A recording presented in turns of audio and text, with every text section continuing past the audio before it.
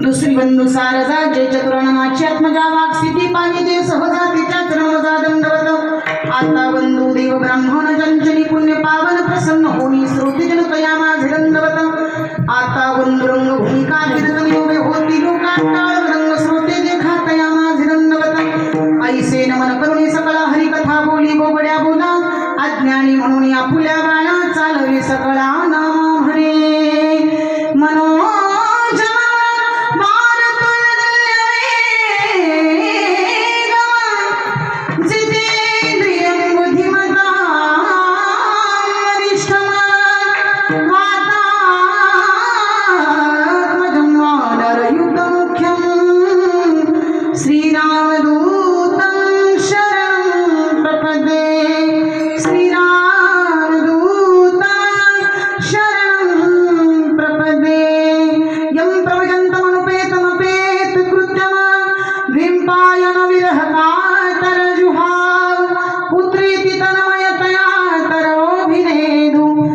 सर्वभूत हृदय मुनि मानतोस्मिन् पांडुरंग करू प्रथम नमन पांडुरंग करू प्रथम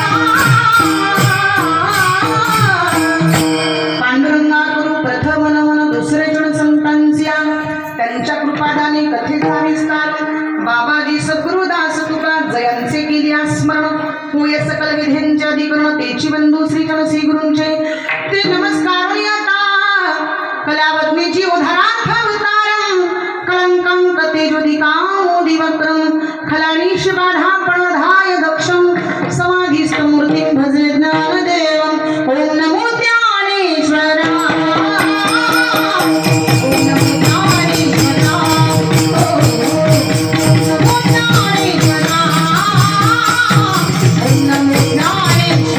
Oh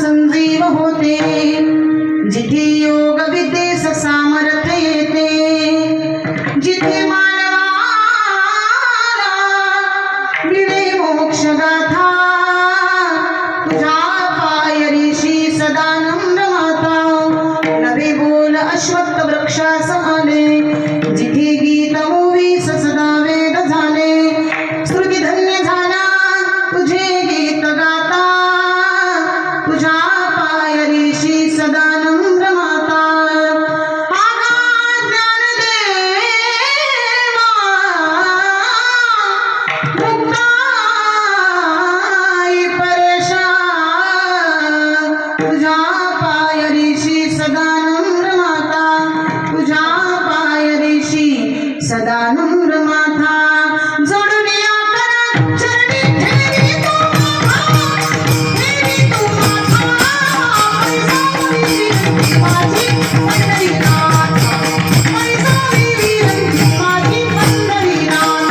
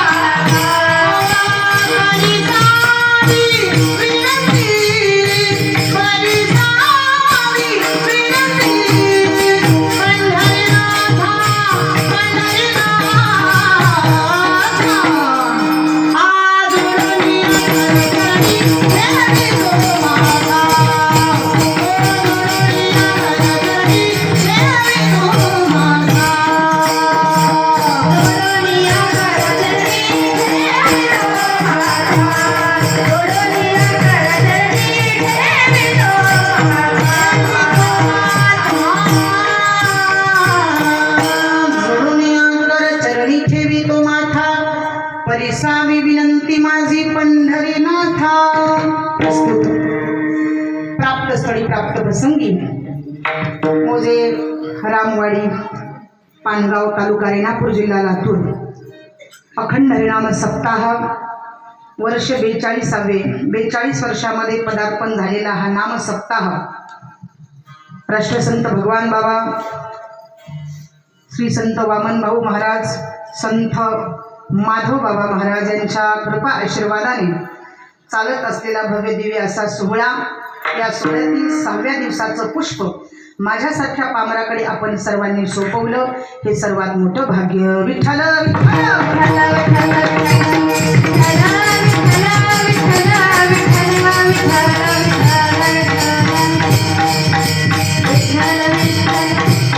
पवित्र अशा पावन भूमीमध्ये गेल्याही वर्षी आपण मला आमंत्रित केलं होतं. आपल्याच गावचे आमचे सरपंच भाऊंचं नितांत प्रेम आहे. दरवर्षी ते मला इथं आमंत्रित करतात आणि महत्त्वाचं महिला कीर्तन म्हणजे ते एकटीचं कीर्तन इथं ठेवतात. आणि पत्रिकेवरती मीही पाहिलं समाजभूषण म्हणून त्यांनी टाकलेलं आहे. आणि मीही इथे येत असताना कुठल्याही गोष्टीची अपेक्षा करत नाही, कारण मला वाटतं आपली माती आणि आपली माणसं. आणि आमचे खरंच या ठिकाणी प्रसादराव गीते वारंवार नितांत फोन असतो. येईपर्यंत कमीत कमी 15 फोन होते. केजला कथा सुरू होती, भागवत सुरू आहे आणि 3रा दिवस होता. भाऊंना असं वाटायचं की ताई वेळेवर येतील की नाही, वेळेवर येतील की नाही, पण सर्वांचं प्रेम असल्यामुळं कुठल्याही परिस्थितीमध्ये आपल्या गावचं दर्शन घ्यावंच लागतं. विठ्ठल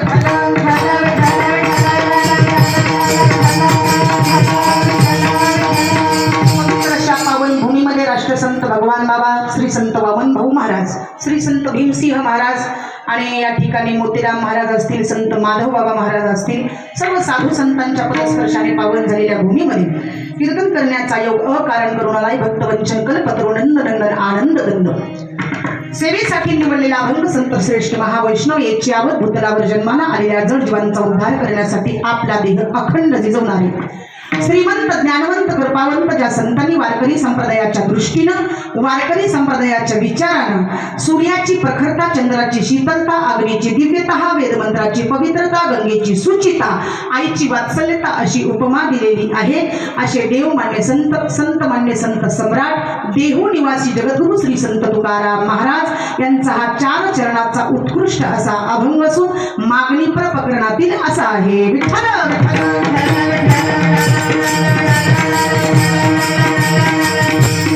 आणि शास्त्राचा नियम असा आहे, वारकरी संप्रदायाच्या नियमाप्रमाणे सप्ताहाच्या पहिल्या दिवशी रूपावर बोललं जातं, दुसऱ्या दिवशी नामाचं वर्ण, तिसऱ्या दिवसापासून 5व्या दिवसापर्यंत भक्ती, ज्ञान, वैराग्य, 6व्या दिवशी भगवंताकडे मागणी आणि 7व्या दिवशी काला. विठ्ठल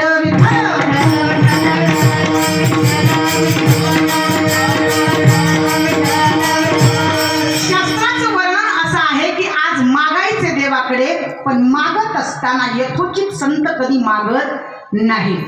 ऐका, संतांचा स्वभाव मागण्याचा नाहीये, कारण संतांकडे परिपूर्णता दिलेली आहे. संत उदार उदार भरले अनंत भांडार. म्हणजे संत मागत नाहीत, मग देव मागतात का? तर देव मागत नाही, तर देव आपल्यालाच परिवर्तित करतात. मागा मागा मागा, काहीतरी मागा. तुकोबाराय जीवनामध्ये आलात ना, काहीतरी मागितल्याशिवाय जाऊ नका. भगवान परमात्मा त्या ठिकाणी सांगायला लागले तुकोबारायांना, तुकोबाराय मागायचंच असेल तरी एक मागा, म्हणसी काही मागा हेची देगा पांडुरंगा. तुकोबाराय सांगायला लागले, मी काही मागत नाही आणि कोणाच्याही पुढे हात करत नाही, कारण माणसाने एकाच्याच पुढे हात करावा. काही लोक कलियुगामध्ये कोणाच्याही पुढे हात करतात, पण ज्याच्याकडून परिपूर्णता होऊ शकते अशांच्याच पुढे हात करा. काही लोक भलतच मागण्याचा विचार करतात. म्हणे महाराज प्रमाण देऊन सांगतात, हात पसरीजिने दिग्गजाचे, तुका म्हणे गरीब मांडणे बने,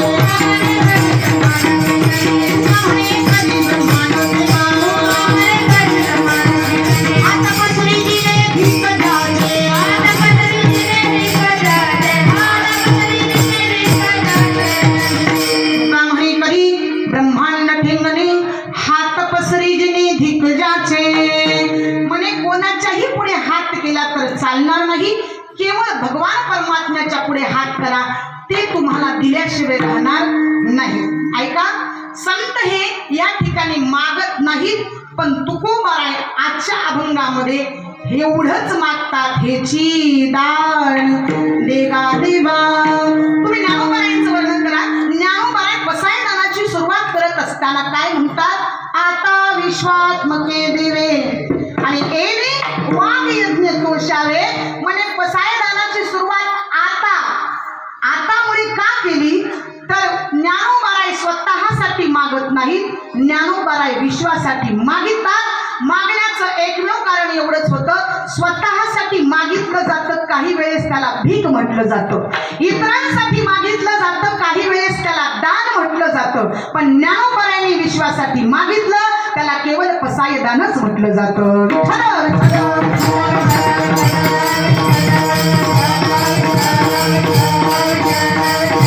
मागत असताना 3 गोष्टी सांगितल्या. मागायचे, पण देणारा सुद्धा तत्वशील असला पाहिजे. देणारा सुद्धा त्याच पद्धतीचा या ठिकाणी असला पाहिजे. म्हणे काहीही लोकांच्या पुढे आणि कितीही लोकांच्या पुढे हात करून फायदा नाहीये. एकच भगवान परमात्मा आहे, त्याला आपली मागणी मागा. ज्यावेळेस तुकोबाराय भगवंताकडे जायचे त्यावेळेस भगवान परमात्मा तुकोबारायांना म्हणायचे, एवढी सेवा केली जीवनामध्ये, एवढी सेवा केली तुकोबाराय, अहो मला असं वाटतं तुमच्या सेवेमधून काहीतरी ऋण फेडावं, तुमच्या सेवेमधून काहीतरी ऋण फेडावं. पण तुकोबाराय मान खाली घालायचे, दररोज मंदिरातून बाहेर यायचे, पण देवाकडे काही मागत नव्हते. त्यावेळेस प्रभूच एक दिवस तुकोबारायांचा हात धरून म्हणायला लागले की काहीतरी मागा, काहीतरी मागा, काहीतरी मागा. एवढं म्हणताय ना, बस एवढंच माझं मागणं आहे. मागण्याची आस पाहे मुखाकडे.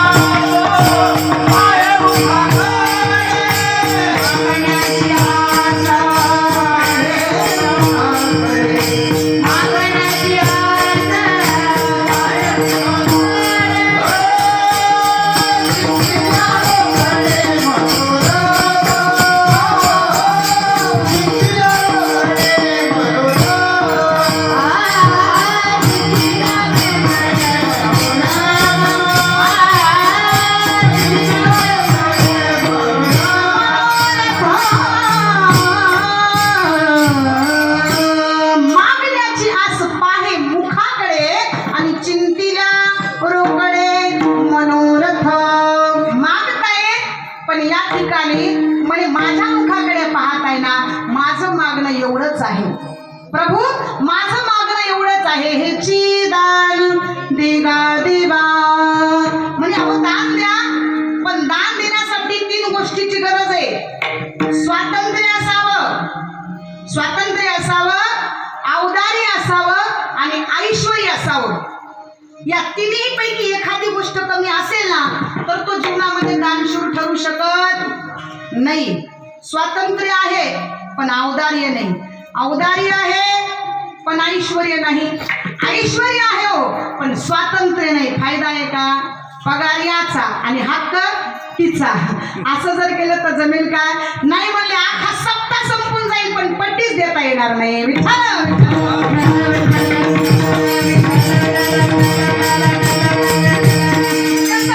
जीवनामध्ये स्वातंत्र्य असलं पाहिजे, औदार्यही असलं पाहिजे आणि ऐश्वर्यही असलं पाहिजे.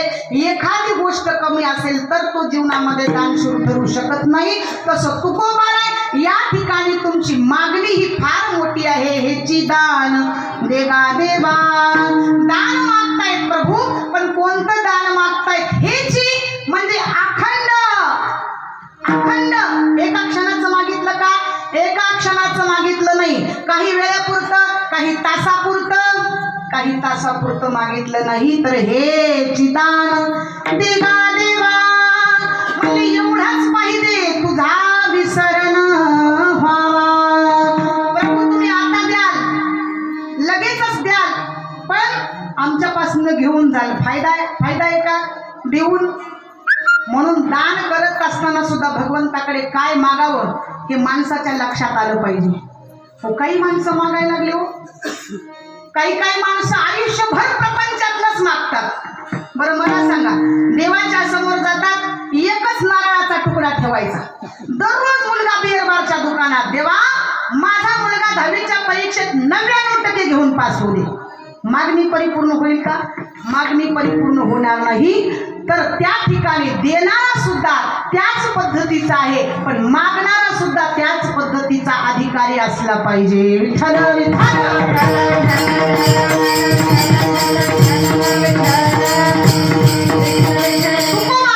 अधिकारी असल्याशिवाय मागता येत नाही. अधिकार तैसा दावियेला मार्ग.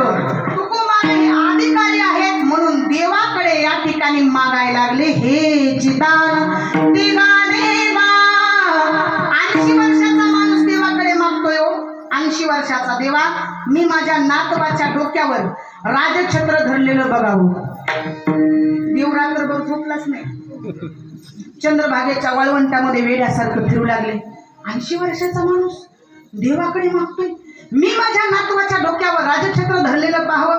रात्रभर देवाने विचार केला. सकाळी उठल्याबरोबर अगोदर त्याला बोलवलं, तथास्तु. 80 वर्षाचा होता पण तरुण केलं, तारुण्य पण दिलं. पुन्हा त्याचं लग्न झालं, त्याला मुलं बाळ झाली, पुन्हा त्यांच्या मुलाची मुलं, आणि त्याच्या डोक्यावर राजछत्र म्हणजे त्यांना राजा झालेलं.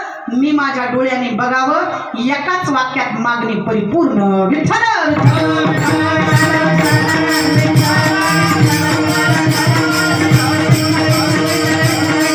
देवाकडे मागायचे विचार करून मागा. काही लोक संपत्ती मागतात, पण संपत्ती ही चिरकाल टिकणार नाही. धन मिळविले कोटी आणि संगे नये लंगोटी. तुका म्हणे द्रव्य मिळविले मागे आणि हे तू कोणा संगी गेले नाही. अरे तुका म्हणे ज्याची संपदा एवढी आणि सांगाती कवडी गेली नाही. आयुष्यभर मिळवलं म्हणले पण कवडीभर सुद्धा माणसाच्या सोबत गेलं नाही. कारण जीवनामध्ये कितीही मिळवलं, स्टेशन आलं की माणसाला तिथं उतरावंच लागतं. पूर्वीच्या काळी एसटी मध्ये बसल्याच्या नंतर कंडक्टर तिकीट देत होते. त्याच्यात उ मू आणि उ असं लिहायचं. आयुष्यभर माणसं जगले पण त्याचा अर्थ लक्षात आला नाही. त्याचा अर्थ एवढाच आहे, उतर मूर्खा उतर. विठ्ठल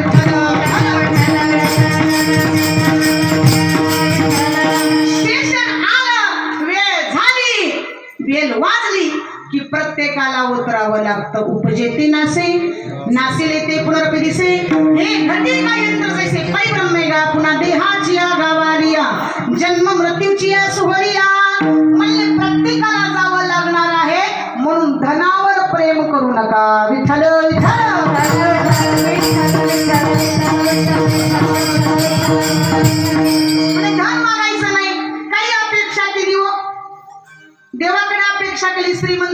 गाडी पाहिजे, बंगला पाहिजे, ऐश्वर्य पाहिजे, शेवटी बायको सुद्धा चांगलीच पाहिजे. पण बायको चांगली मिळायला अहो भाग्यम महो भाग्यम. शास्त्र काय सांगतं? कर्कश संगती आणि दुःख उदंड फजिती. बायको जर कर्कश मिळाली तर संसार परिपूर्णतेला जाऊ शकत नाही.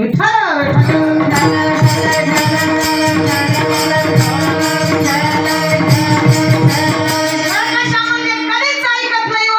पतीने सांगितलं हे बघ समोर फार मोठी नदी आहे, जाऊ नको. ती म्हणली जाणार. अगं समोर फार मोठी नदी आहे, जाऊ नको, बुडून मरशील. म्हणली जाणार. नदीत गेली. अगं नदीचं पाणी वाढतंय, बुडून मरशील. म्हणली मरू द्या. मेली. महाराज देवाकडे गेली आणि देवाला म्हणते की अहो म्हणे आयुष्यभर सेवा केली पतीची, पण पतीने माझ्या जीवनात काहीही चांगलं कार्य केलं नाही. देव बोलायला लागले वेळी झालीस का काय? तुला अगोदर या ठिकाणी प्रत्येक गोष्टीमध्ये सावध केलं, पण तुझ्या लक्षात आलं नाही. तसं तुझं आहे रे तुझं पासी, परी तू जागा चुकलासी. रोडवरून जाताना गतिरोधक अगोदर दाखवलं जातं आणि मग नंतरच आपल्याला पुढे जावं लागतं. ज्या रस्त्याला जास्त गतिरोधक त्या माणसाला जास्त विरोधक. विठ्ठल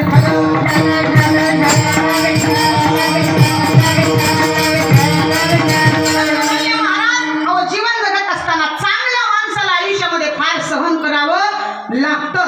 एवढं सहन करावं लागतं. संतांनी जगाच्या पाठीवर फार सहन केलं. मग तुम्ही अधिकारी व्यक्तिमत्व आहात, तुम्ही या ठिकाणी मागताय, पण तुमच्याकडे तरी नेमकं काय आहे? आम्ही सदैव सोडते, आम्ही सदैव सोडते, आम्ही सदैव सोडते, जवानी येता जोड भाके, जवानी येता जोड भाके, जवानी येता जोड भाके, जाऊ पुढची दिगे, जाऊ पुढची दिगे, जाऊ पुढची दिगे, जाऊ पुढची दिगे, पुढची गारा किती, गारा किती, गारा किती, गारा किती, सदैव सोडते, आम्ही सदैव सोडते, आम्ही सदैव सोडते, आम्ही सदैव सोडते, आम्ही सदैव सोडते,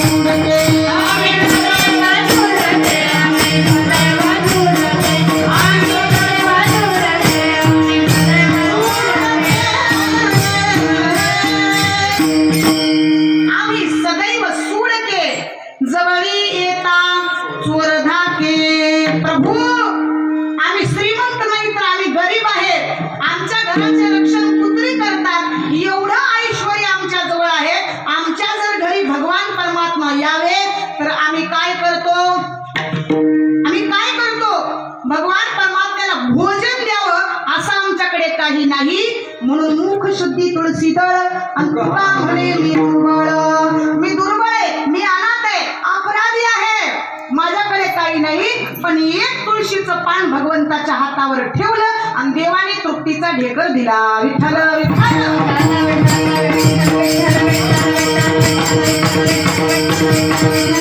बघा एक तुळशीचं पान द्यावं आणि भगवंताने तृप्तीचा ढेकर द्यावा असं या ठिकाणी आमच्याकडे ऐश्वर्य आहे. पाहुणे घरासी आजी आले ऋषिकेशी, काय करू उपचार कोप मोळकी जर दरदरीत पाण्यात माझी गेल्या कन्या, मोडक्याच्या बाजारावरी वाकळाच्या शेजार. म्हणे एवढं ऐश्वर्य आमच्याकडे आहे. तुम्ही पहा ज्ञानोबायांच्या जीवनामध्ये त्याच गतीचं जीवन आहे. तुकोबारायांचं जीवन पाहिलं पण ज्ञानोबारायांचं जीवन ही त्याच पद्धतीचं आहे. ज्ञानोबाराय स्वतःसाठी विश्वामध्ये काही मागत नाही, ज्ञानोबाराय जगत कल्याणासाठी मागतात. म्हणून संत हे या ठिकाणी फक्त अवताराला आल्याच्या नंतर जगत कल्याणासाठी येतात. ते आपल्यासाठी काही भगवंताकडे मागत नाहीत. विठ्ठल विठ्ठल. ज्ञानदान घडे श्रेष्ठान वैकुंठवासा संत गेले.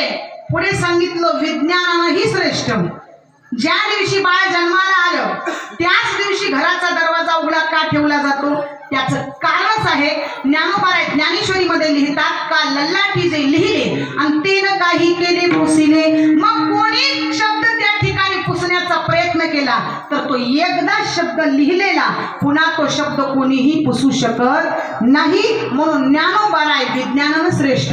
काही लोकांना ज्ञानही कळालं नाही, काही लोकांना विज्ञानही कळालं नाही, म्हणजे अशा लोकांना अज्ञानी म्हटलं तरी चालेल.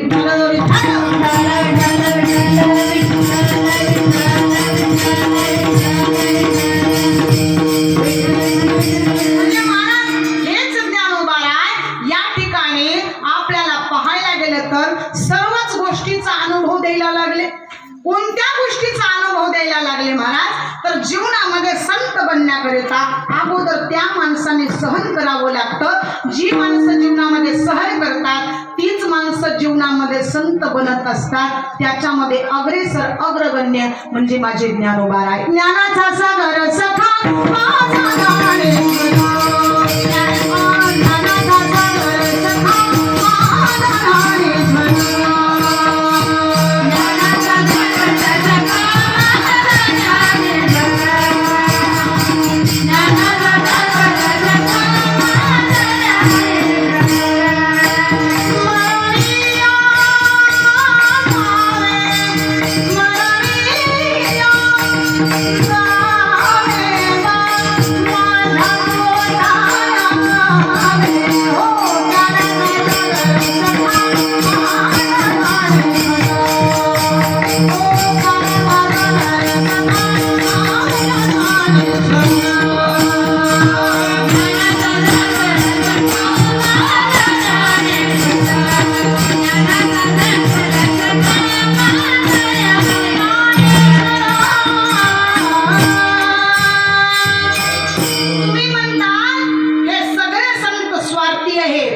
पण 750 वर्षापर्यंत ज्यांचं आज ताब्यात नाव जिवंत राहतंय ते ज्ञानोबाराय या ठिकाणी जिवंत आहेत. आणि ते जिवंत असणारे ज्ञानोबाराय समाधीमधून सुद्धा आता भजन करत आहेत.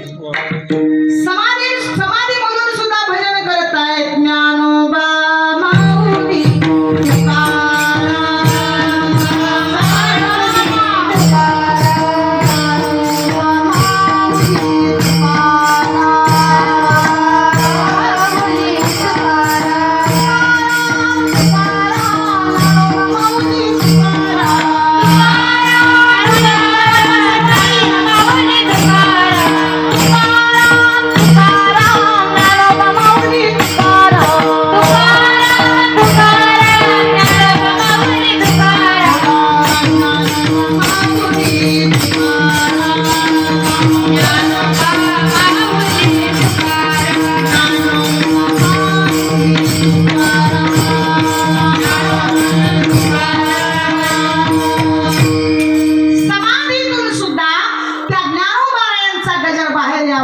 म्हणून जे ज्ञान जिवंत आहे ते माझे ज्ञानोबा आहे. ते ज्ञान पैगावरवे जरी मनी आती आलावे तरी संताया भजावे सर्वस्वेसी. ज्ञानोबाराय सांगतात ज्ञान जिवंत ठेवायचं असेल तर अगोदर ज्ञानेश्वरी वाचा. विठ्ठल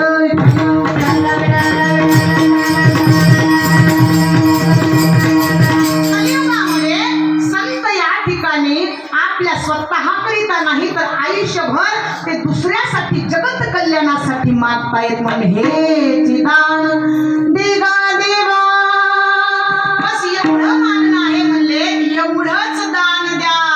काय तुझा विसरण प्रभू एका जन्माचं हे मागणं नाही. अनंत जन्मापासून आतापर्यंत आम्ही मागतच आलोय. काय अभंगाच्या प्रथम चरणात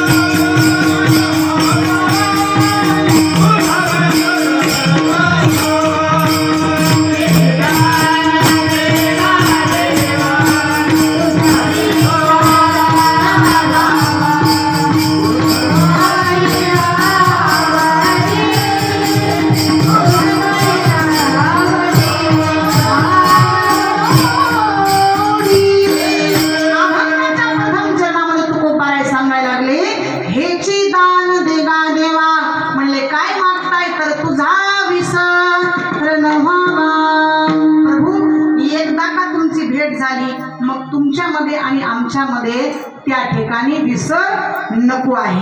दुसरी गोष्ट सांगितली तुम्हाला, या ठिकाणी ज्या वेळेस कुंती माता भगवंताकडे मागते, कुंती माता भगवंताकडे काय मागते?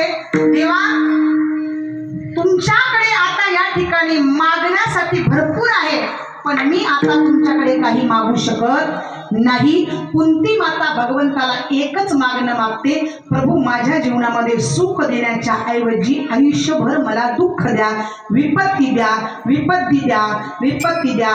विपदाः न संतुष्ण हश्वतम तत्र तत्र जगद्गुरुं. बस एवढंच माझ्या जीवनामध्ये द्या, विपत्तीशिवाय मी तुम्हाला सुख मागू शकत नाही. इतना तू करना स्वामी जब प्राण तन से निकले, गोविंद नाम लेके जब प्राण तन से निकले. श्री गंगा जी का तट हो, यमुना का सिमट हो, मेरा सांवरा निकट हो, जब प्राण तन से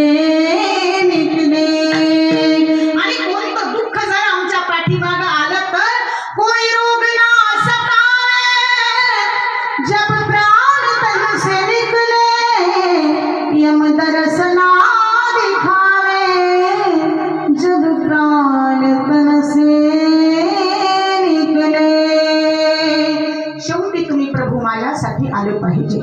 उस वक्त जल्दी आना, नहीं शाम भूल जाना, बंसी की धूल बजाना, जब प्राण तन से निकले. अरे जगाच्या पाठीवर जी स्त्री जीवनामध्ये फक्त दुःखच मागते, ती स्त्री किती श्रेष्ठ समजावी. विठ्ठल विठ्ठल विठ्ठल विठ्ठल मंडपामध्ये बसलेल्या प्रत्येक जीवाला सुखाची अपेक्षा आहे. सुख पाहिजे, सुख पाहिजे, सुख पाहिजे. पण कुंतीला माहिती आहे, मी जर जीवनामध्ये सुख मागितलं तर माझा आणि प्रभूचा संबंध तुटला जाईल, माझा आणि प्रभूचा संबंध तुटला जाईल. म्हणून कुंती एवढंच मागणं मागते, तुझा विसर न व्हावा. प्रभू, एकदा तुमची आणि माझी भेट झाली, त्याच्यामध्ये विसर नको. तसं तुकोबाला या ठिकाणी मागायला लागले, हे चिदान देगा देवा, तुझा विसर न व्हावा. विसर पडू नये, नाहीतर हल्ली सध्या माणसाला चालता चालता प्रत्येक गोष्टीचा विसर पडायला लागला. हो, विसर पडावा, विसर पडावा, पण भगवंताच्या नामाचा विसर पडू नये. विठ्ठल विठ्ठल विठ्ठल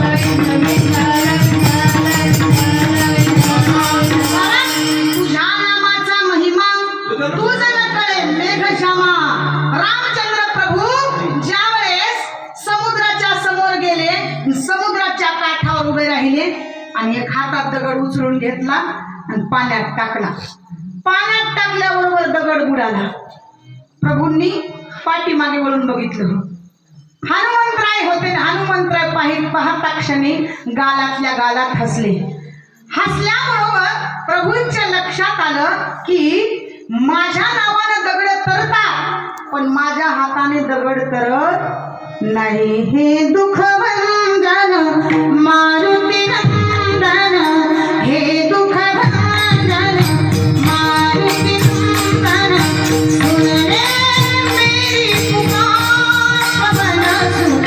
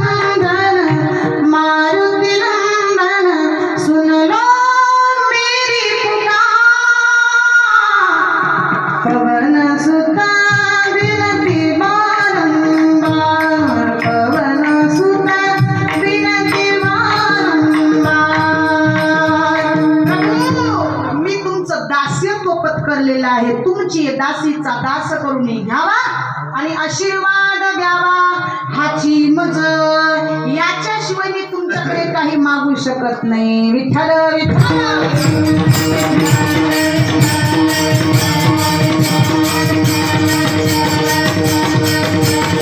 मला असं वाटतंय अहो देवाकडे 10 तलाची बिल्डिंग मागण्यापेक्षा प्रभूचं चरण मागायला शिका.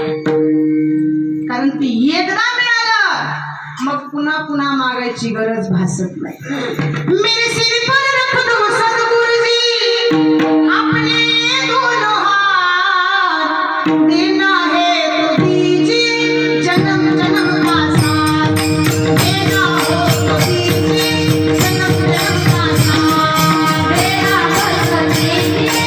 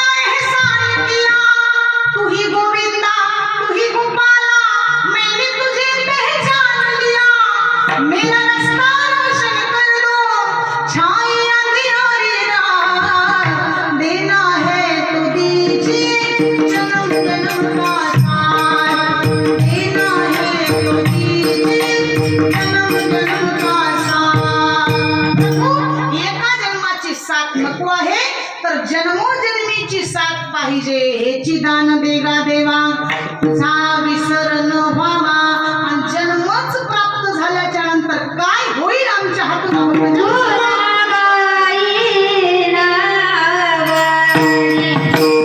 Oh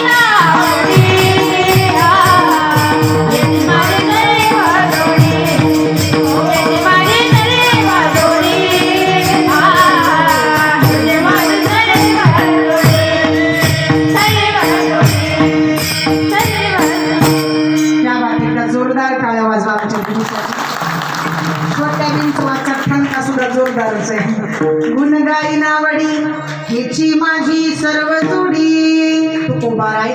विसर पडू नये ठीक आहे, पण तो विसर या ठिकाणी आमच्या हाताने घडू नये याच्यासाठी काय करावं नेमकं तर गुण गाईन आवडी.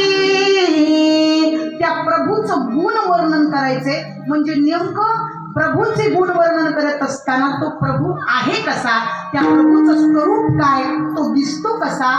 शास्त्र सांगतं ऐका यशस्वी औदार्य ज्ञान वैराग्य ऐश्वर्य हे साही गुणवर्य वसती जेत. आणि म्हणून तू भगवंत देव 6 गुणांनी परिपूर्ण आहे. यशस्वी औदार्य ज्ञान वैराग्य ऐश्वर्य हे सगळे गुण भगवंताकडे असल्यामुळं गुण गाईन आवडी. त्या प्रभूचे गुण फार आवडतात. त्या प्रभूचं स्वरूप तरी नेमकं कसं आहे, तू दिसतो कसा, या ठिकाणी प्रभू सगुण आणि निर्गुण दोन्ही स्वरूपामध्ये सामावलेला आहे. तुझं सगुण म्हणू की निर्गुण रे, सगुण निर्गुण एकच गोविंद रे. याच्यापेक्षा दुसरं वर्णन त्या ठिकाणी आपण पाहूया. आता दृष्टी पुढे ऐसाची दूर आहे जो मी तुझं पाहे पांडुरंगा. या दृष्टीने फक्त भगवंताचं स्वरूपच निहाळा. गोपींनी प्रभूला या ठिकाणी पाहत असताना सर्वांगापासून निहाळलं आणि त्या गोपी प्रभूला एकच सांगतात, देवा तुमचं स्मरण करता करता आम्हाला नरकात जरी जायची वेळ आली ना तरी आम्ही तुमचं स्मरण सोडणार नाही. कारण त्या गोपी भगवान परमात्म्याच्या प्रेमामध्ये इतक्या तल्लीन झाल्या होत्या. त्या काय म्हणायला लागल्या, मैं तो सुध बुध खोई तेरे प्यार में, सब कुछ भूल गई तेरे संसार में. ज्योत जला दे प्रीत जगा दे, चरणों में ले ले मुरली वाले ओ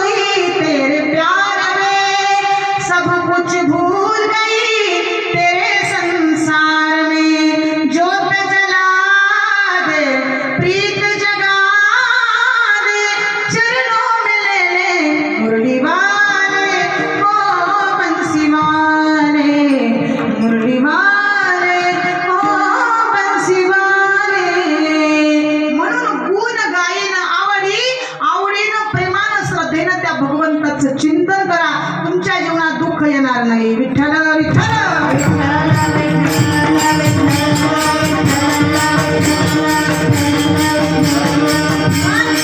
पैठण क्षेत्रामध्ये एकनाथ महाराजांची पूर्वज भांगदास महाराज यांचं कीर्तन चाललं होतं. कीर्तनातून त्यांनी उल्लेख केला होता, बाबाने विटेवरचा परमात्मा दिनावर दया करणार आहे. तो आंधळ्याला डोळे, पांगळ्याला पाय, खोळ्याला हात देतो, बस एकदा त्याच्या पायी नतमस्तक व्हा. आणि हे कीर्तन श्रवण करण्यासाठी त्यांच्या श्रोत्यामध्ये एक श्रोता होता ज्याला हातही नाही पायही नाही, त्याचं नाव कुर्मदास. त्या कुर्मदासाने निश्चय केल्या विटेवरचा परमात्मा दिनावर दया करणार आहे.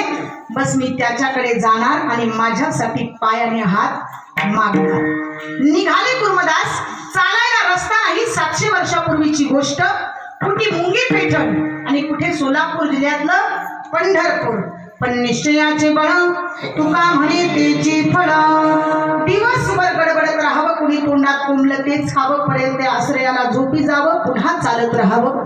चालत चालत चालत कुर्मदास सोलापूर जिल्ह्यातल्या माढा तालुक्यातल्या मोलींच्या पुढं लवरी नावाचं स्टेशन आहे तिथपर्यंत येऊन पोहोचले. रस्त्यात कुपाट्या धुळीनं माखलेले कुर्मदास. मागण दसमीचा दिवस असल्यामुळे वारकऱ्यांची दिंडी आली. पांडुरंग माऊली पांडुरंग माऊली पांडुरंग माऊली. हाक मारली. ओ वारकरी बाबा थांबा. वारकरी पुढे चालू लागले. पुन्हा हाक मारली. ओ वारकरी बाबा थांबा. वारकरी पाठीमागे वळून पाहतात तर काय एक ओंडक्यासारखा देह, धुळीने माखलेला, हात पाय नसलेला. तिथपर्यंत वारकरी चालत आले. कुणाच्या खांद्यावर पताका, गंध शांत मुद्रा फरसी पताका. सगळे वारकरी प्रश्नामाग प्रश्न विचारतात. कोण तुम्ही? कशासाठी? कुठं चालला? कुर्मदास सांगतात मी कुर्मदास मुंगी पैठणकडचा. जन्मापासून हात पाय नाही तो.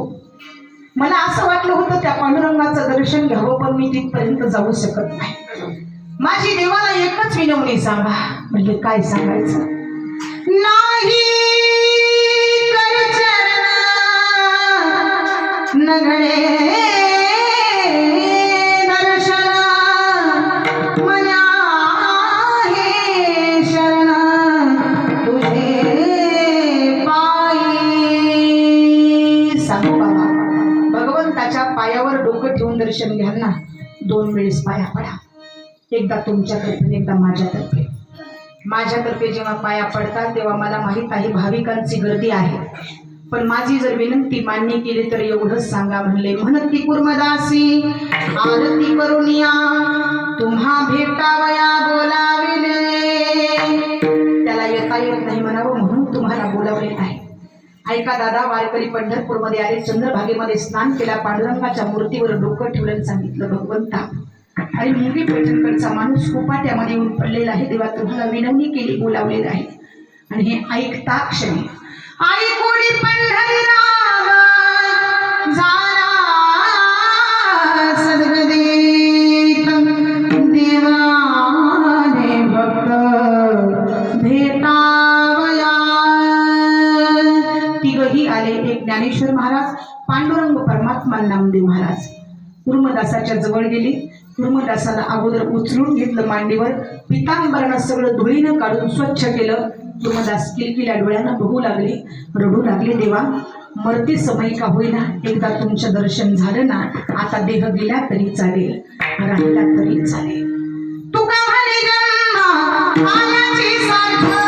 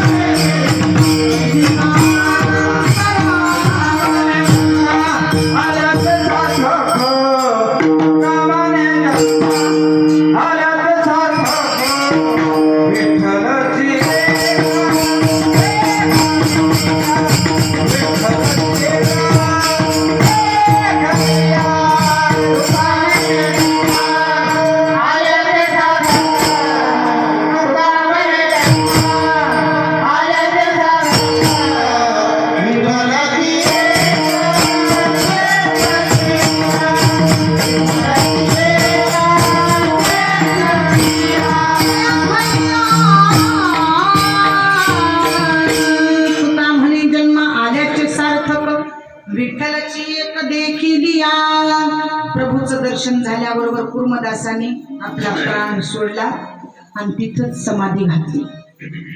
लक्षात ठेवा, भगवंताचं गुण गाता गाता भगवंताचं स्मरण करता करता प्राण गेला तरी चालेल, पण आमची भक्त मंडळी आपल्या मुखातलं स्मरण कधी बंद करत नाही. म्हणून अंतकाळी ज्याच्या नाम आले मुखा तुका म्हणे सुखा अंतकाळेचे मामे व स्मरण मुक्त वा कलेवरम ये प्रयाती समदभावयंती नासत्रेण संशयः. गीतेमध्ये सुंदर अशी वाक्य रचना आहे. अंतकाळाच्या वेळी जो कोणी प्रभू सांगतात माझे स्मरण करतो तो माझ्यामध्ये शेवटी विलीन होतो. विठ्ठल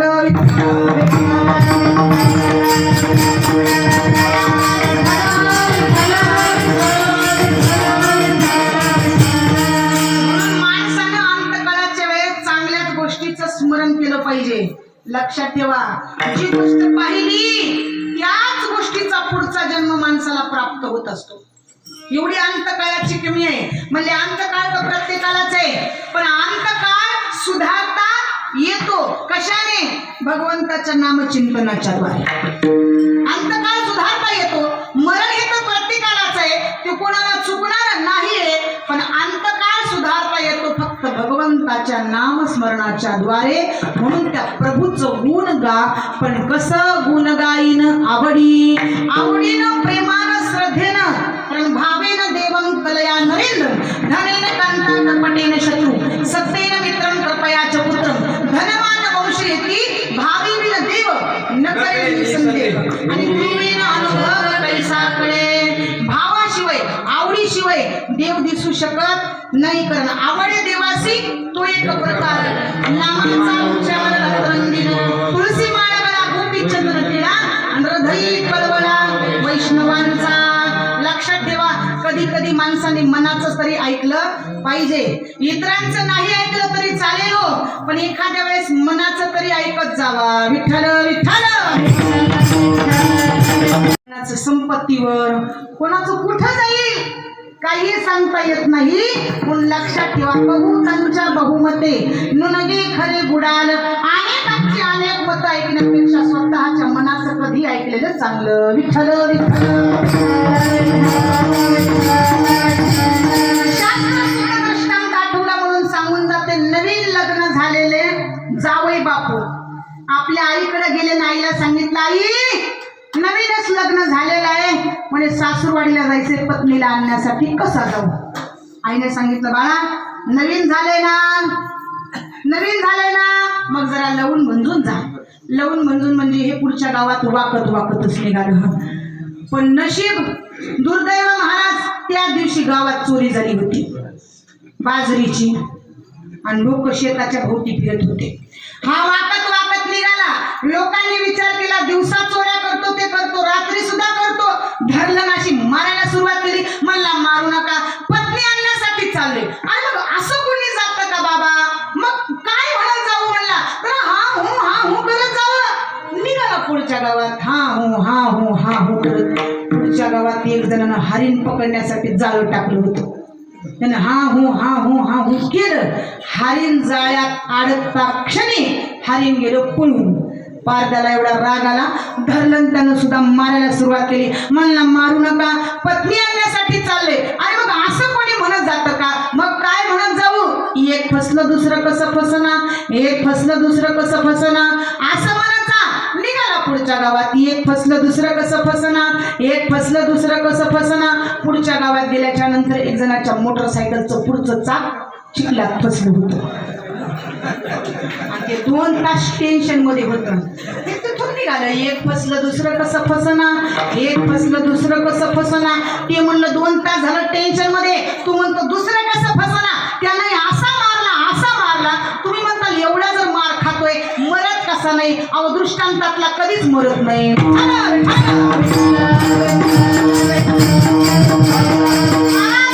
मला मारू नका, पत्नी आणण्यासाठी चाललंय. अरे मग असं कोणी म्हणत जातं का? मग काय म्हणू? एक निघालं दुसरं कसं निघाना. म्हणजे माझं नुसतं चिखलात फसलेलं चाक निघाला पुढच्या गावात. एक निघालं दुसरं कसं निघना, एक निघालं दुसरं कसं निघना, एक निघालं दुसरं कसं निघाला. पुढच्या गावामध्ये एका विद्वान माणसाची प्रेत यात्रा निघाली होती. हे म्हणलं एक निघालं दुसरं कसं निघना, एक निघालं दुसरं कसं निघना. लोक म्हणले एवढा चांगला माणूस आम्हाला सोडून गेला, इतकं दुःख झालं, तू म्हणतो दुसरा कसं निघना. असं चोपून मारला. म्हणला मारू नका, पत्नी आणण्यासाठी चाललंय. अरे मग असं कोणी म्हणत जातं का बाबा? मग काय म्हणत जाऊ? लई वाईट झालं. मग निघाला पुढच्या गावात. लई वाईट झालं, लई वाईट झालं, लई वाईट झालं, लई वाईट झालं. पुढच्या गावात 20 वर्षानं राजाच्या पत्नीला मुलगा झाला होता. हाय गावच्या गाव टोपल्यानं लोक पिढे वाटत होते. हा म्हणला लई वाईट झालं, लई वाईट झालं. लोक म्हणले 20 वर्षानं एवढा आनंद, तू म्हणतो लई वाईट झालं. असा चोपून मारला. म्हणला मारू नका, पत्नी आणण्यासाठी चालले बाबा. अरे असं कोणी म्हणत जातं का? मग काय म्हणत जाऊ? लई आनंद झाला. मग निघाला पुढच्या गावात. लई आनंद झाला, लई आनंद झाला, लई आनंद झाला. पुढच्या गावात एक जणाच्या गरीबाच्या झोपडीला आग लागली होती. सकाळपासून लोक झोपडी विझवत होते. हा म्हणला लई आनंद झाला, लई आनंद झाला, लई आनंद झाला. लोक म्हणले सकाळपासून टेन्शन मध्ये आहे, गरीबाचा संसार उठला, तुला आनंद झाला. असा झोपून मारला. शेवटी त्यानं विचार केला, अनेकांची अनेक मतं ऐकत बसण्यापेक्षा स्वतःच्या मनाचं ऐकलेलं फार चांगलं. विठ्ठल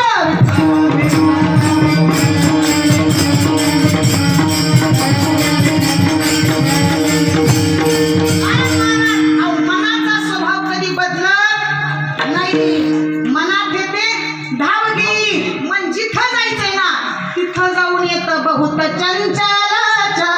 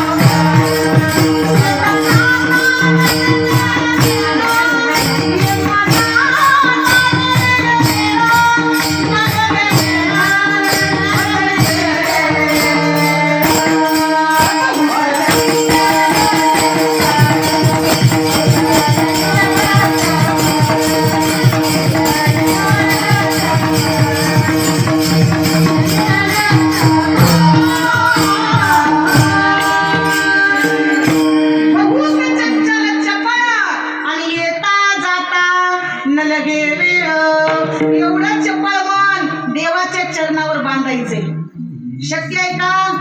शक्य नाही म्हणले महाराज. मन बांधायचं नाही तर अगोदर देहावर विजय मिळवायचा, आणि देहावर एकदा का विजय मिळवला मग मात्र मन आपोआप स्थिर होईल. त्याच्यासाठी गुण गाईन आवडी, हेची माझी सर्व जोडी. सर्व भावाने प्रभूचं चरण आत्मसात करायचंय म्हणले. त्याच्यासाठी काय करावं लागेल? तुकोबाराय सांगायला लागले अभंगाच्या 3ऱ्या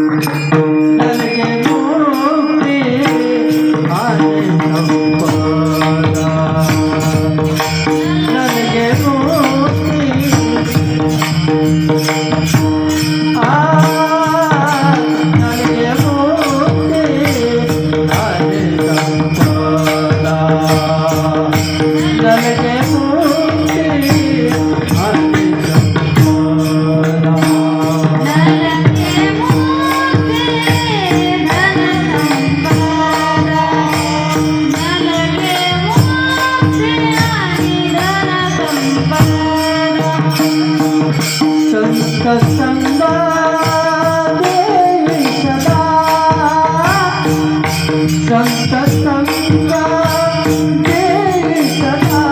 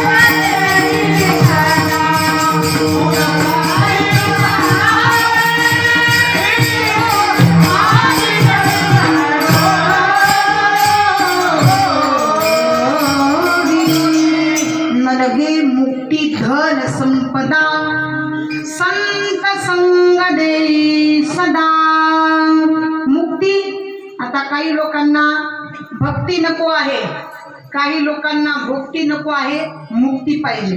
काही लोकांना मुक्ती नको, भक्तीही नको, भोक्ती पाहिजे. भोक्ती म्हणजे ऐश्वर्य. ज्ञानोबाराय वर्णन करायला लागले, कल्पतरू तलवटी जो कोणी बैसला आणि काय म्हणे त्याला सांगा तुझी. जे मागितलं कल्पतरूच्या झाडाला ते कल्पतरूचं झाड प्रदान करत असतं. मुक्ती मागितली मुक्ती घ्या, भक्ती मागितली भक्ती घ्या, भोक्ती मागितली, भोक्ती म्हणजे ऐश्वर्य धन ती सुद्धा मिळेल महाराज.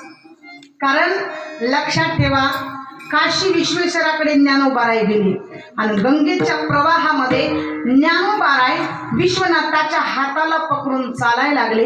ज्ञानोबाराय म्हणतात, मला या गंगेच्या प्रवाहामध्ये फार समाधान वाटलं. सकल तीर्थाची रुई जे का माता पितरे, सर्व तीर्थांचं सार म्हणजे गंगा आहे आणि त्या गंगेच्या प्रवाहामध्ये ज्ञानोबाराय चालायला लागले. बघा, ज्ञानोबाराय चालता चालता त्यांना या ठिकाणी एकच गोष्ट आठवली. ज्ञानोबाराय हातामध्ये हात पकडतात पण विश्वेश्वराचा हात सोडायला तयार नाही. का सोडायला तयार नाही? तर त्यांना माहिती आहे, न लगे मुक्ती धन संपदा पण संत संग दी सदा. इथे या ठिकाणी सदाचार, मुक्ती, ऐश्वर्य सगळ्या गोष्टी न मागता मिळणार आहेत. विठ्ठल विठ्ठल विठ्ठल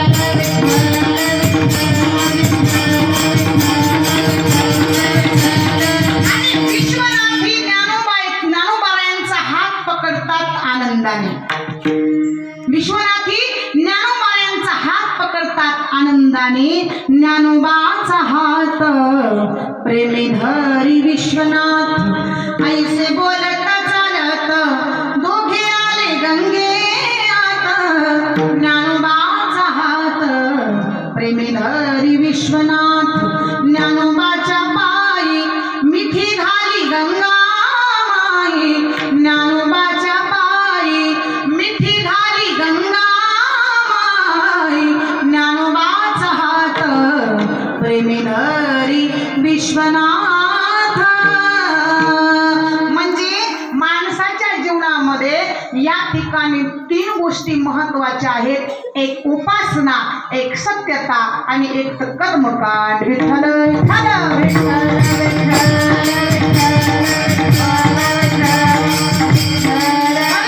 कलियुगामध्ये काही लोक देव मानतात, काही लोक देव मानत नाही. प्रकाराचे तीन तुका म्हणे केली जन. इथेच राहतात, देवाच्या वास्तव्यामध्ये राहतात पण देवाला मानत नाहीत. अशा जीवाला त्या ठिकाणी संतांनी अज्ञानी म्हटलेलं आहे. आणि म्हणून न लगे मुक्ती धन संपदा. मुक्ती ठीक आहे, मुक्ती मिळाली पण धन हे धन आम्हाला दुःख देणार आहे. म्हणले हे आम्हाला नको आहे, फक्त प्रभूच आम्हाला धन पाहिजे. प्रभूच हे आमच्यासाठी धन आहे. पायोजी मैने राम रतन धन पायो, पायोजी मैने राम रतन धन पायो, पायोजी मैने राम रतन धन पायो, पायोजी मैने राम रतन धन पायो.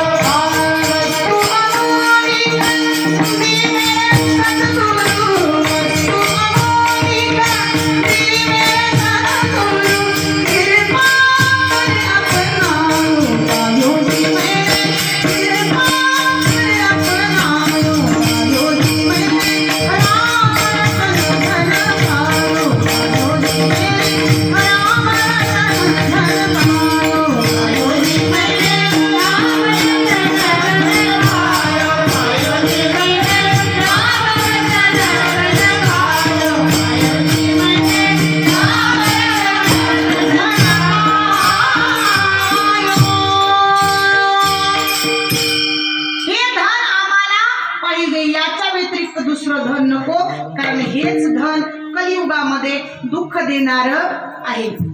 ज्या धनापासून जवळ असलेली माणसं दूर व्हायला लागली ते धन आम्हाला नको आहे. धनदारा पुत्र जन बंधू सोयरे विष्णू सर्व मित्रांनी जाऊन शरण निघा देवासी. इथंही वर्णन केलं. म्हणले हे धन नको आहे, ते धन की ज्या धनातून आम्हाला प्रभूची प्राप्ती होणार आहे. आम्हा घरी धन शब्दाचीच रत्ने आणि शब्दाचीच शस्त्रे यज्ञ करू. ते धन आम्हाला पाहिजे, याच्याशिवाय दुसरं धन अलौकिक आम्हाला कोणतं नको आहे. तुकोबाराय तुम्हाला अनुभव आलेला आहे, म्हणून तुम्ही आज या ठिकाणी भगवंताकडे मागतायत. हेची देवा पैमागत चरण सेवा अखंडित वास द्यावा पंढरीचा प्रभू, याच्याशिवाय दुसरं आम्हाला काहीही नको. विठ्ठल विठ्ठल विठ्ठल.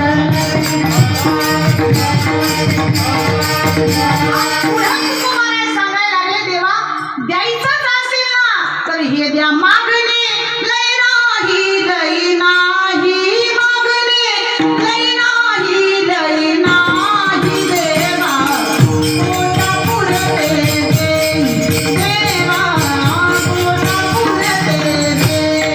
मागणे लय नाही, लय नाही मागणे लय नाही, लय नाही देवा पोटा पुरते दे, देवा पोटा पुरते दे.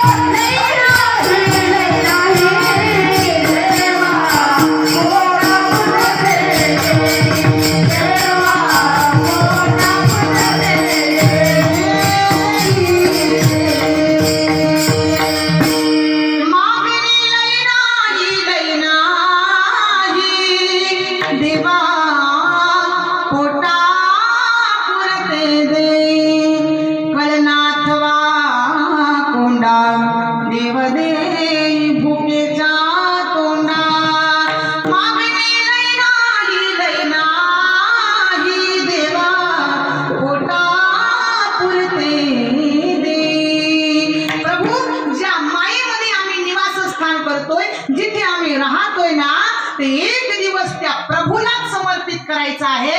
आमच्या जवळ काहीही राहणार नाही. हमारे जीव का लक्ष्य है न सोना न कमाना न संतान उत्पन्न करना. लक्ष्य है पुनरपि जन्म पुनरपि मरण. इह संसारे खलु दुस्तारे कृपया पारे पाहि मुरार. भज गोविंदम भज गोविंदम भज गोविंदम. मूढमते जन्माला येणं आणि मरण ही जीवाची स्थिती आहे. म्हणून न लगे मुक्ती धन संपदा पण संत संग दे सदा. तुकोबार आहे, धन नको, ऐश्वर्य नको, मुक्ती नको, पण संतांचा संग मागताय. संतांच्या सहवासातच आल्याच्या नंतर नेमकं काय फायदा? संत ज्या व्यक्तीला निहाळतात, संत ज्या व्यक्तीला निहाळतात त्याला संतच बनवतात. दुसरी गोष्ट ऐका, जीवानी नुसतं संताचंच गुणगान करते, जीवानी प्रभूचंच गुणगान करते, त्याला संत आपोआप संत बनवतात. तिसरी गोष्ट सांगते, श्री संतांची माथा चरणावरी साष्टांग हे करी दंडवत. दुसरी गोष्ट सांगते, संत चरण लागता सहज वासनेचे बीज जळून जाय. अहो चंदनाचं झाड, चंदनाच्या झाडाच्या बाजूला अनेक झाडं असतात शेतात, पण चंदन बाजूच्या सगळ्या झाडांना सुगंध देण्याचं काम करतं. ते स्वतः सुगंधी होऊ शकत नाही, तर ते इतरांना सुगंध देण्याचं काम करतं. तसं संतांच्या सहवासात आलेल्या प्रत्येक जीवाला, दुष्ट असो दुराचारी असो, संत त्याला संत बनवल्याशिवाय राहत नाही. विठ्ठल विठ्ठल. शेवटी जाता जाता सांगते, माय बापांनो देशाबद्दल धर्माबद्दल स्वाभिमान ठेवा. महत्वाचं म्हणजे ज्या माय बापांनी जन्माला घातलं, हे विश्व दाखवलं, जगाच्या पाठीवर त्यांच्यावरती कधी बैमान होऊ नका. कारण कौन सी है वो चीज जो यहाँ नहीं मिलती, अरे सब कुछ मिल जाता है लेकिन माँ नहीं मिलती. सगळं काही मिळेल तुम्हाला, पण मी सांगत आहे, सांगत राहणार, सांगत राहील, ज्यांची आई मरण पावली त्याने समजावं जगातलं सुख संपलं. तुम्ही कितीही मोठं भाष्य कर्तृत्वाने मोठमोठ्या लोकांची शाबासकीची थाप असेल तुमच्या पाठीवरती, पण तुमच्या अशिक्षित आईच्या शाबासकीत इतकं प्रेम आहे ना, तेवढं टाटा बिर्लाच्या शाबासकीत नाही. बस आई ती आई, तिच्या प्रेमाची सरंगीला सुद्धा येणार नाही. जेव्हा सुभद्रा रडू लागली तेव्हा भगवान श्रीकृष्ण समजून घालतात, रडू नको सुभद्रे. अर्जुनासारख्या वीराची बायको आहेस तू, पांडुरंगाची सून आहेस, परमेश्वराची बहीण आहे सुभद्रे, रडणं हे तुला शोभतं का? देवा, हे सगळे नाते पाठ आहे तरी मला, मी अर्जुनाची बायको रडत नाही देवा, मी पांडुरंगाची सून देवा, मी परमेश्वराची बहीण रडत नाही देवा, मी अभिमन्यूची माँ रडते, हे तुला कळणार नाही देवा. कारण तू पुढच्या जन्मी कुणाची आई हो, तुझं पोर असं लढाईमध्ये मरू दे, मग तुला कळेल आईची माया काय असते. किंबहुना धनुर्धरा जो मातेची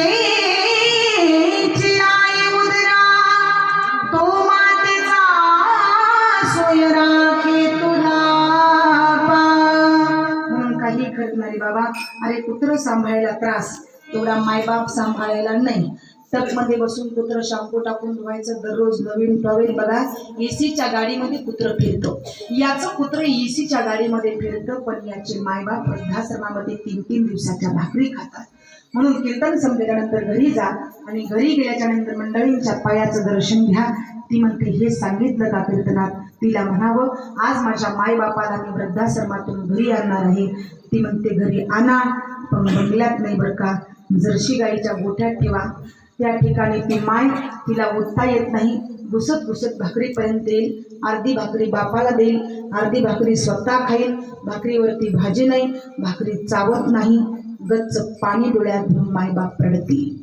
तेव्हा माय सांगते, अहो 4 वर्ष होतो वृद्धाश्रमामध्ये, ते खाकी कपडेवाले आपल्याला दररोज गरम भाकरी देत होते, पण ते 4 महिने झालं आपला मुलगा आपल्याला कुत्र्यासारखी भाकरी फेकतोय. तरी बाप सांगेल, म्हातारे खरं सांगू, अगं पांडुरंगाची शपथ घेऊन सांगतो, जेवढं मला वृद्धाश्रमाच्या भाकरीत सुख नव्हतं तेवढं माझ्या लेकानं दिली म्हणून, माझ्या मुलानं दिली म्हणून खाताना वाटते. म्हणून कुत्र्याला किती भाकरी टाका, ते चावल्याशिवाय राहणार नाही, पण माय बापाला भाकरी द्याल तर मरेपर्यंत आशीर्वाद मिळाल्याशिवाय राहणार नाही. म्हणून आज 10 शब्दांचा इथं बसलेल्या 10 जणांना जरी परिणाम झाला तर मला वाटतं आजच्या कीर्तनाचं सार्थक झालं. विठ्ठल विठ्ठल.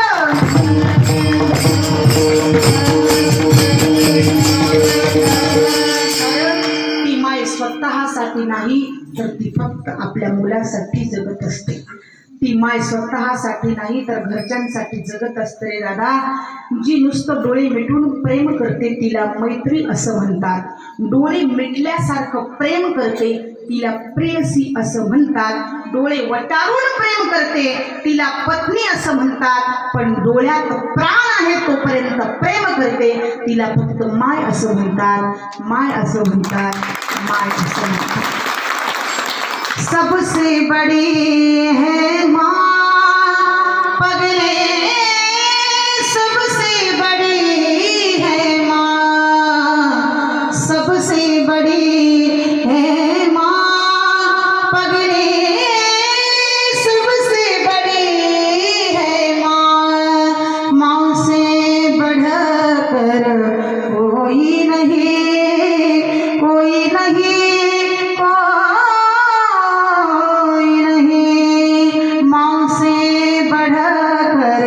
कोई नहीं, वो देती है आसरा. सबसे बड़ी है माँ पगले, सबसे बड़ी है माँ. म्हणून भगतसिंग राजगुरु सुखदेव फासावरती जाता जाता मातेला म्हणतात, माते मनी धीर धरी शोकावरी जननी भेटे 9 महिन्याने. म्हणून त्या मातेचा स्वीकार करा. अरे ऊपर जिसका अंत नहीं होता उसे आसमां कहते हैं और धरती पे जिसका अंत होता है उसे माँ कहते हैं, उसे माँ कहते हैं, उसे माँ कहते हैं. पुन्हा एकदा सांगून जाते. कुसुमाग्रजींनी आईचं कौतुक करत असताना सांगितलं, आई पहिला संस्कार, आई पहिला उच्चार, तोल जाणाऱ्या जीवाला तोला मुलाचा आधार. आई पहिला संस्कार, आई पहिला उच्चार, तुला जाणाऱ्या जीवाला तुला मुलाचा आधार. आई पहिला संस्कार. काय करते ही आई जीवनामध्ये? ऐका. आई घडवते घर, आई पिकवते घर, आई घराचे मंगल, आई चेतनेचा स्वर, आई पहिला संस्कार. तिची सरली ऐसी माया जगात नाही, आई विना पोरगा जो त्याची माऊली विठाई, आई पहिला संस्कार.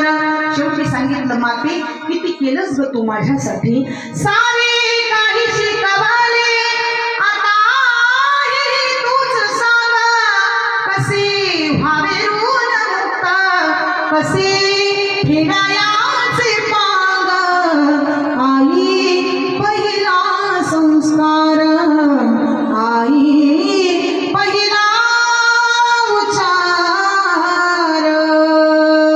बस एवढं सांगण्याचा प्रयत्न करते.